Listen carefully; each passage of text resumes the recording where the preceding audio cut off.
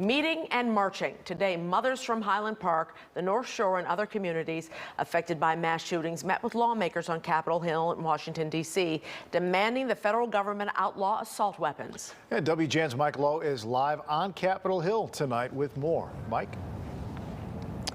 Ray and Micah, good evening to both of you. Those mothers tell us that they had to clutch their children as they tried to avoid the gunfire during the massacre at last week's 4th of July parade in Highland Park. Today, those mothers are in Washington, D.C., trying to convince members of Congress to pass a new law banning the use of semi-automatic guns, commonly known as assault weapons. Those weapons are responsible for the vast majority of deaths historically in our nation's mass shootings. Behind the pillars of strength, there was a discussion of the nation's weakness. This is a human rights issue. I am here as a mom.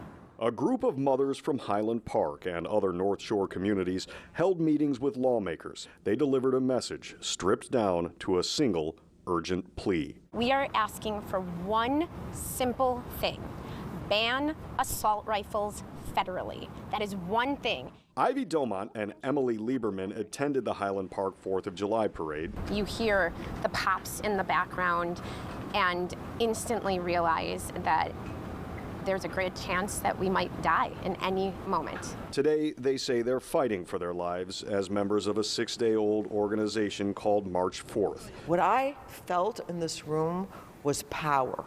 People who are committed, not just for the next 6 days, but for the rest of their lives. There are an estimated 20 million semi-automatic weapons owned in the U.S. A federal assault weapons ban was in place from 1994 to 2004, but it was allowed to expire after 10 years. The fact that they were, by and large, bought legally, that they can be bought legally, is totally unacceptable. These people are saying, no, we're not going to take it anymore. But the National Rifle Association, which donates heavily to Republican members of Congress, opposes any ban. In a statement, the gun rights group said, quote, "The 1994 federal assault weapons ban shows us why a similar ban wouldn't work today. Simply put, it had no impact in curbing violent crime."